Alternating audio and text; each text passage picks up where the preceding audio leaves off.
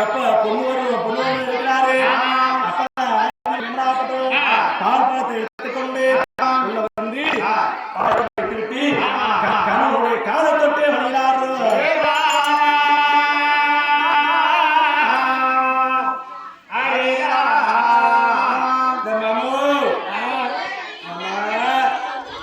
இந்தாங்க பால் சாப்பிடுங்க.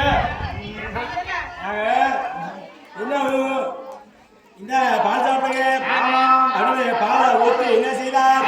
அந்த பகவத்ராம் கொடுத்த போது 2 பேரும் இவர் வடக்கமா தலை வச்சு பட்டிருக்கிறாரு, இந்த அம்மா தக்கமா தலை வச்சு 2 பேரும் பட்டிருக்கிறாங்க.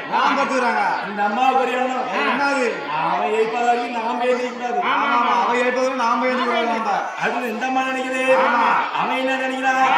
அவன் ஏய்ப்பதாகி நாம ஏந்திக்கூடாது. அப்படி 2 பேருமே படுத்த உறவினார்கள்.